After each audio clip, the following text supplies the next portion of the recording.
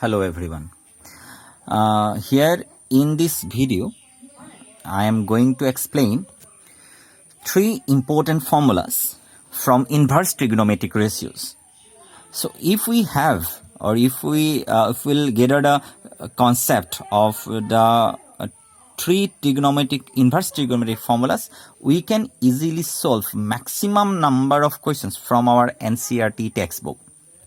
So from the examination purpose also, we can easily solve so many questions from our question bank if we have the idea about these three specific formulas, which are totally related with tan inverse functions. First of all, the main formula is that tan inverse x plus tan inverse y is equal to tan inverse x plus y divided by 1 minus xy. The specific condition is the product of these two variables x and y should be less than 1. If the product of these two variables is less than 1, then and then only you can easily apply the formula. Remember, the condition is important. Whenever the product of these two variables is less than 1, then only we can think about the formula. Tan inverse x plus tan inverse y is equal to tan inverse x plus y divided by 1 minus xy. How can we prove it? Listen. All those formulas which are related with tan inverse, whenever we have to find out the proof of this type of formulas, then we will think about all those general trigonometric formulas where tan is related.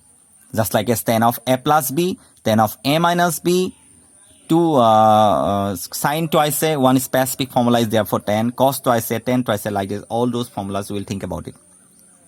Now here to prove this one theorem, we will think about tan of a plus b formula. What is the tan of a plus b? Tan a plus tan b divided by 1 minus tan a into tan b. This is the main formula. Applying this, we can easily solve or we can easily prove the given theorem of inverse trigonometric ratio. Okay? এটা তোমালোকে ভালকে চালে দেখিবা, ভালকে এবাৰ চোৱাচোন বাৰু এই টাৰ্মটো চোৱা, এবাৰ ভালকে মনত ৰাখিবা কেনেকে। এই টাৰ্মটো চালে দেখিবা x and y two different variables are there. এই দুটা বেলেগ বেলেগ ভেৰিয়েবলক বেলেগ বেলেগ টেনৰ টাৰ্ম বুলি ভাবা। tan a plus tan b divided by 1 minus tan a into tan b. এইটো tan a plus b formula নহয়নে?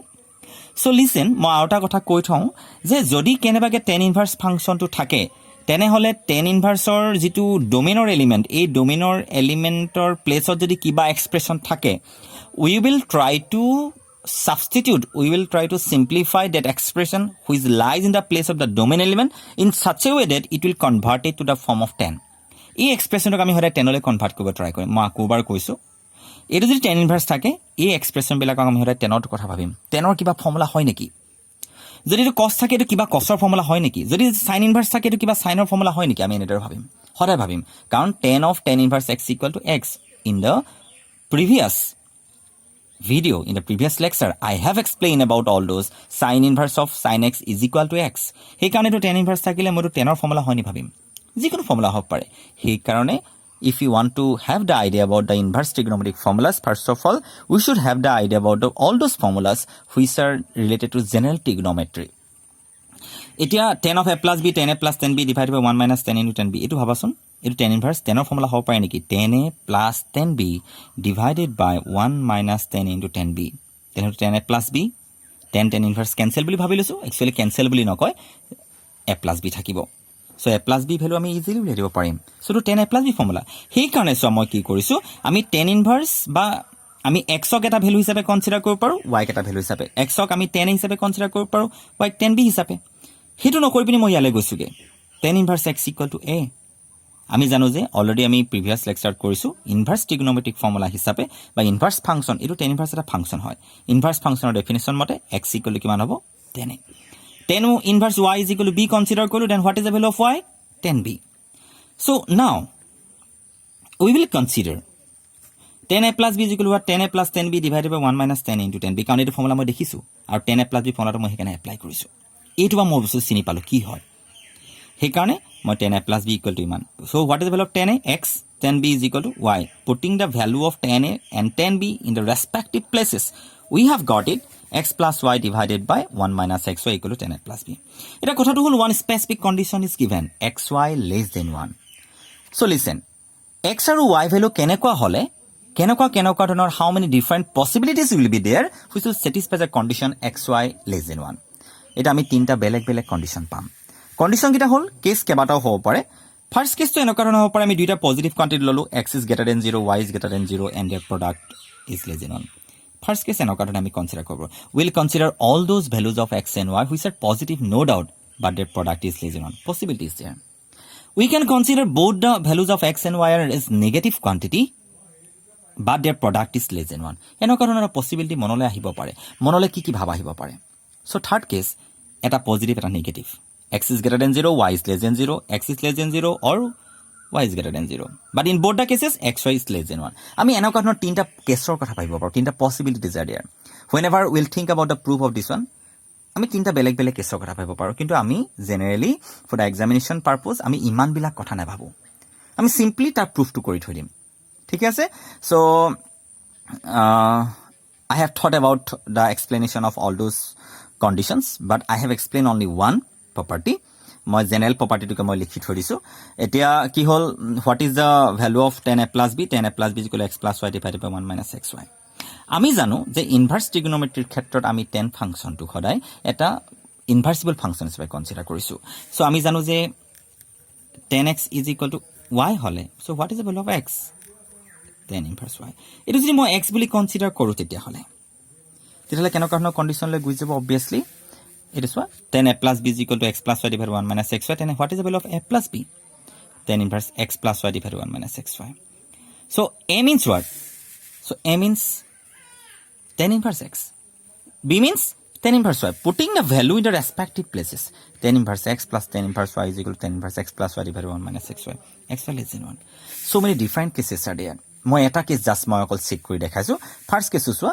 x and y both are greater than 0 and xy less than 1 এটা সো x আৰু y যদি দুটা positive quantity হয় এটো positive quantity হল আৰু xy 1 তকে সৰু হলে তলটো পজিটিভ হ'ব so positive by positive is obviously greater than 0 আৰু যদি এটো greater than যদি 0 হয় এটো কাৰ লগত ইকুয়াল বুলি কৈছে 10 of a plus b লগত equal then obviously 10 of a plus b should be greater than 0 এটা so 10 of a plus b greater than 0 মানে এঙ্গেলটো কোনটো কোয়ান্টিটি হ'ব লাগিব 10 কত positive a plus b value কি হ'ব পাৰে a plus b either first quadrant lies কৰিব লাগিব নহলে বা third কোয়াড্ৰেন্টত because 10 is positive in the first and the third quadrant so a plus b is in first or third quadrant যি কোনটা consider কৰিব পাৰো মই ফাৰ্স্ট কোয়াড্ৰেন্টৰ কথা কনসিডাৰ কৰিছো so x and y greater than 0 both are greater than 0 মই কিনা first কোয়াড্ৰেন্টৰ কথা ভাবিলো যে a plus b ফাৰ্স্ট কোয়াড্ৰেন্ট হলে 0 আৰু পাই বাটুকে সৰু আৰু 0 তকে ডাঙৰ হ'ব লাগিব if a plus b lies in the first quadrant then therefore 10 of a plus b is equal to x plus y divided by 1 minus xy so a plus b equal this one so 10 inverse x plus 10 inverse y আৰু a আৰু b value ক'ত পালো ইয়াত পালো a is equal to 10 inverse x b is equal to 10 inverse y ঠিক আছে so আমি তেনৰ কাৰণে সিম্পলিফাই কৰি লৈছো আমি ইজিলি পাৰিম মানে 10 inverse x plus 10 inverse y is equal to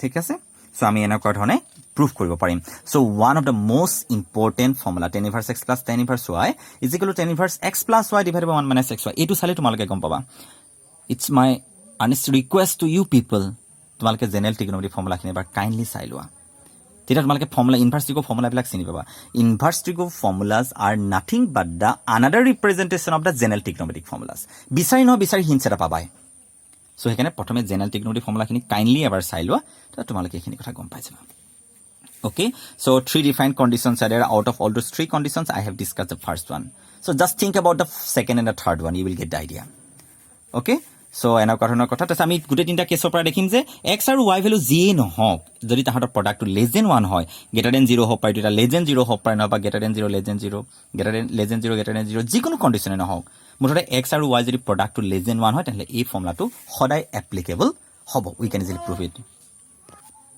so next one another formula is also there for 10 inverse x plus 10 inverse y and in our textbook NCERT textbook or in our question bank council question bank examination purpose of কাৰণে কলো তাত এনেকুৱা ধৰণৰ কেইটামান question আছে যিবিলাকত বা আমাৰ টেক্সটবুকতো আছে যিবিলাকত এই ফৰ্মুলাটো এপ্লাই হয় which formula is not there in some edition of our NCERT textbook but new editions this formula is also available listen 10 inverse x plus 10 inverse y is equal to 10 inverse x plus y divided by 1 minus xy plus pi মই অলপ ভালকৈ লিখিছো pi plus 10 inverse x plus y divided by 1 minus xy কেতিয়া when both are positive and their product is greater than 1. Argor condition আছে less than 1. Less than 1 হলে আমাৰ পাইটো নালাগে. If their product is greater than 1, তাৰমানে কেনেকুৱা নহ'ব পাৰে? Suppose tan inverse of 1 plus tan inverse of 2. So এইটো x আৰু এইটো y. তাৰ প্ৰডাক্টটো কিমান পালো? 2. 2 is greater than 1.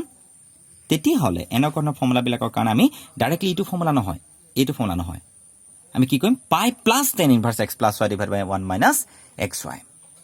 Similar proof is also there. Okay? অলপমান ডিফাৰেন্স এটা আছে. Next, third one, tan inverse x minus tan inverse y is equal to tan inverse x minus y divided by 1 plus xy. xy greater than minus 1. এইটো কথাটো মনত ৰাখিবা. So মই যদি minus 1 এইফালে লৈ আহোঁ 1 plus xy should be greater than 0. গোটেইটা কণ্ডিশ্যনতে মনত ৰাখিবা যে xy plus 1 greater than 0. তাৰমানে denominator should be greater than 0 হৈছে এই কেছটোত. এটা ফৰ্মুলাটো ভালকৈ চালে দেখিবা যে এইটো আমি কি বুলি কনচিডাৰ কৰিব পাৰোঁ? tan a minus tan b divided by 1 plus tan into tan b. মই আগতে কৈছোঁ এইটো যদি tan ইনভাৰ্চত থাকে তেনে আমি ভিতৰৰ এক্সপ্ৰেশ্যনটো 10ত ভাবিম, কিবা 10ৰ ফৰ্মুলা হয় নেকি? tan a minus tan b divided by 1 plus tan into tan b. এইটো tan a minus b formula দেখোন. সেইকাৰণে চোৱা tan a minus b formula we can easily apply here to prove the formula or property. tan a minus tan b divided by 1 plus tan into tan b. সেইকাৰণে আমি কি কৰিলোঁ? tan inverse x to a consider কৰিলোঁ, therefore x equal to tan a. tan inverse y is equal to b. This one implies y is equal to tan b. So putting the value in the respective places we have got, that means we have got the statement. In this way we can easily find out, we can easily prove all those properties which will be applicable in case of the different inverse trigonometric ratio. It's my request to you people once again, please go through the trigonometric general formulas. প্ৰথমে সেইখিনি এবাৰ চাই লোৱা, মুখস্থ কৰি লোৱা সেইবিলাকৰ just ফৰ্মুলাখিনি এবাৰ simple formula. so many formulas are not there. কেইটামান ইম্পৰ্টেণ্ট ফৰ্মুলা কেইটা আছে অলৰেডি মই ক'লোঁ tan a plus b tan a minus b চোৱা, sin twice x চাবা, sin cos twice a চাবা, tan twice a চোৱা, যিকেইটা formula important. so in the next video obviously I will provide you all those formulas which will be applicable in the inverse trigonometric formulas to find it out. ক'ৰবাত ন ক'ৰবাত তোমালোকে দেখি পিনি হিন্টছ এটা পাবা. so এইটো এটা ফৰ্মুলা বেছ চেপ্টাৰ হয়, তোমালোকে এবাৰ কাইণ্ডলি গৈ চোৱা, সকলোবিলাক তাতে গম পাবা. so in the same way টেনটো আমি ইফালে কনচিডাৰ কৰিলোঁ বিকজ এইটো আমাৰ ডোমেইন এলিমেণ্ট হয়. টেনটো আমি ইনভাৰ্চিবল ফাংচন হিচাপে কনচিডাৰ কৰিছোঁ. দিছ one is equal to ten inverse of this one. so what is the value of a is equal to tan inverse x, what is the value of b, tan inverse y. so putting the value in the respective places we have got it. so thank you so much for watching the video. Thank you so much once again.